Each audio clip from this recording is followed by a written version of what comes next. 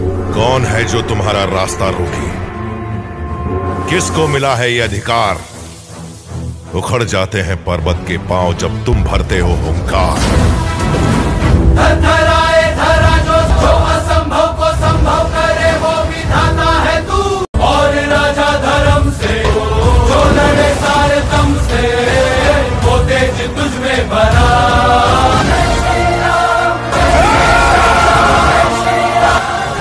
बाप कितना भी बलवान क्यों ना, अंत में जीत सच की ही होती है। भारत माता की।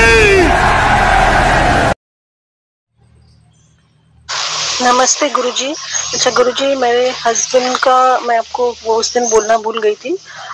नेचर भी थोड़ा बेटर हो गया है, चिड़चिड़ापन वो सब एकदम ही कम हो गया है और शांत हो गए हैं वो। तो आप वो थोड़ा सा उनके ऊपर करते रहिए। तो अगर रिक्वेस्ट है आपसे, अगर थोड़ा बहुत उनके लिए आप करते रहेंगे तो ऐसे ही रहे वो, मतलब चिड़चिड़ापन बिल्कुल ना हो, अच्छे से प्यार से बात करें। प्रणाम दोस्तों। जैसे कि आप ऑडियो सुन रहे थे और हमारे समाज में या हमारे रिश्तों में ऐसा बहुत बार ऐसा होता है कि पत्नी अपने पति से जो प्रेम की चाह रखती है, जो केयरिंग चाहती है, वो नहीं मिल पाता। कभी ना कभी कुछ ना कुछ बहुत सारे कारण होते हैं, या पति बहुत सारी समस्याओं से जूझ रहता है, या अपनी बिजनेस या जॉब, तो उस संबंध में तो अपने रिश्ते को जो आगे बढ़ाना होता है, हाँ, या रिश्ते को जो केयरिंग करना होता है, वो कहीं न कहीं कमी महसूस वो करती है पत्नी। तो ये बहुत बड़ी दिक्कत है और सामाजिक समस्या भी निर्माण हो रहा है, और इसमें रिश्तों में दरार भी बन जाता है कभी-कभी। तो कभी न कभी मिसअंडरस्टैंडिंग हो जाते हैं, ऐसा क्यों हो रहा है, क्या? पर कारण बहुत सारे होते हैं, और इस वजह से अभी आजकल डिवोर्स भी बढ़ रहे हैं। तो ये बहुत सारे कारण होते हैं, पर छोटी-छोटी कारण बहुत आगे जाके बहुत बड़ी समस्या बन जाती है। तो कभी-कभी हमें तंत्र का प्रयोग करना उचित हो जाता है, या देवी देवताओं का वो यूज़ करके सामने वाले व्यक्ति को अपने अनुकूल बनाना या उसके जीवन के लिए भी बेहतर बनाना ज़रूरी। अभी एक बार शादी हो जाती है तो हर व्यक्ति को उसके साथ ही रहना होता है, और हमारे भारतीय संस्कृति के अनुसार ये सही है। फॉरेन में तो अलग बात है, उनका तो कुछ कहने की ज़रूरत नहीं है।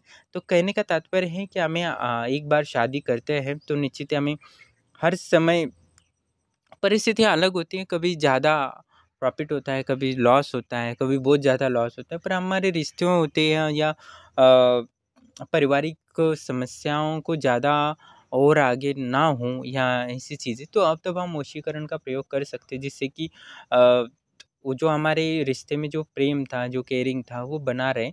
तो इसमें कोई बुराई नहीं है, और बहुत सारे लोग संकोच भी करते हैं, और मैं उन्हीं का करता हूँ जो प्रेमी-प्रेमिका होते हैं, उनका तो मैं करता नहीं हूँ कभी वशीकरण प्रयोग माध्यम से। पर जिसको लाभ हो रहा है और कोई और अ, माताजी या बहन जी को परेशानी है, ऐसी समस्या, तो हमारे आश्रम से संपर्क कर सकते हैं। निश्चित रूप से इसमें लाभ होता ही होता है। इसमें कोई संशय नहीं कि हम बाकी हम शक्तियों को यूज़ नहीं करते गलत चीज़ के लिए, पर सही कार्य के लिए हम हर कार्य को यूज़ करते हैं, वशीकरण हो या कुछ भी हो। ठीक है, तो मैं तो पुतली मारण प्रयोग भी कर देता हूँ, तो ये कुछ बड़ी बात नहीं होती है, और ना इससे हमें डरना है। पर जीवन होता है वो शाश्वत होता है, हमारा अनंत यात्रा है हमारी, हर कार्य का अनुभव करना होता है, लड़ना भी ज़रूरी है और झगड़ना भी ज़रूरी है, नहीं तो आपकी आत्मा का विकास नहीं होता है। तो बहुत सारे लोग बोलते हैं आप पुतली तंत्र मारण प्रयोग भी कर रहे हो, इधर थर्ड आई ओपन भी कर रहे हो, उधर आत्मज्ञान भी दे रहे हो, तो इधर वशीकरण भी कर रहे हो, तो ये ऐसा कुछ नहीं होता। हर चीज़ का अनुभव करना होता है, एक्सपेरिमेंट भी करना होता है, और मैं शेयर मार्केट का ज्ञान भी देता हूँ लोगों को, वो भी ट्रेडिंग करता हूँ, मैंने वीडियो भी डाले। तो जीवन को क्या है कि हर चीज़ का अनुभव करेंगे, सुख का भी और दुःख का, तभी आपका आत्मा का विकास होता है। और आत्मा का विकास तभी होता है जब आप घोर से घोर दुःख का अनुभव करते हो, और एकदम सुख से बढ़िया सुख अनुभव करते हो, और उसके बाद आपको उनको लगता है ये सुख दुःख भी कोई मतलब नहीं है, और उसके बाद आप आत्मा आनंद का अनुभव करते हो, वही सत्य है और वही परम तत्व है। उसके बाद ये कर्म कुछ नहीं होता, ये मारण वशीकरण उसमें कोई मतलब नहीं रखता। वो सब परम चेतना में लीन होना ही आपका कार्य होता है, और बाद में आपका धर्म बन जाता है। आप एक तांत्रिक का धर्म स्वीकार कर लेते हो, या अपना सामान्य ग्रस्त का धर्म स्वीकार करते हो, उसी के अनुसार कार्य करना, आपका परिवार की रक्षा करना आपकी जिम्मेदारी होती है। उसमें आप किसी का तलवार से काटो हाथ पैर तो भी कोई उसमें पाप नहीं दोष लगता। तो अपने परिवार के लिए जीता है, उसके वो धर्म उसी का होता है। तो जैसे आप तांत्रिक बनते हो तो उसमें एक षटकर्म होते हैं और सब वो करना ज़रूरी होता है, उसमें कोई संशय नहीं, उसमें पाप पुण्य का खेल नहीं होता है। आश्रम से जो हर व्यक्ति शुल्क जमा करके जुड़ा है, निश्चित रूप से वो मेरे परिवार का हिस्सा है। मैंने जो अपना शारीरिक रूप से जो परिवार था उसको तो त्याग दिया, तो ये अभी जो ब्रह्मलोक आश्रम से जुड़े वो मेरे परिवार है। और उनको धन संबंधित हो या नकारात्मक चीज़ हो या उनके रिलेशनशिप में प्रॉब्लम हो या उनके जीवन में कोई दिक्कत हो मानसिक शारीरिक, उनको दूर करने का प्रयास करना ही मेरा धर्म है। ठीक है, तो वो परिवार था उसके लिए मैं पूरा जान डाल सकता था, तो ये परिवार भी मेरा है, तो इसके जिनके लिए जो चाहिए वो सब मैं देने की कोशिश करता हूँ और यही मेरा कार्य होता है।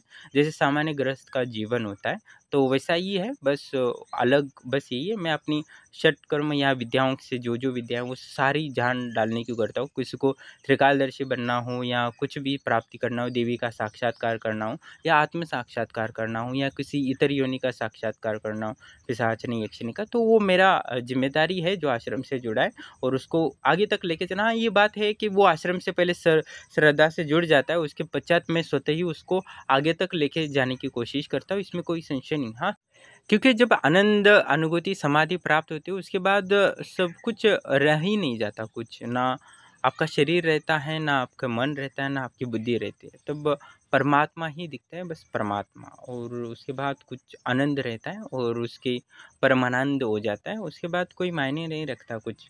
भले हम ये सिद्धियां कर रहे हैं, वो कर रहे हैं, किसी पे पुतला तंत्र कर रहे हैं या ये कर रहे हैं या किसी का वशीकरण कर रहे हैं या किसी को सिद्धि दे रही है त्रिकालदर्शी, वो कोई मायने नहीं रखता। हम हमेशा आनंद में रहते हैं उस परम तत्व के, तो उसी चेतना में रहेंगे और उसी में जिएंगे जब तक अभी शरीर बाकी है। तो हम सिर्फ लोगों की सहायता के लिए जो कर सकते हैं उतना कर रहे हैं। तो बस इतना ही, बाकी लोग जो कमेंट कर रहे हैं मैं उनके लिए बताना चाहूँगा और कुछ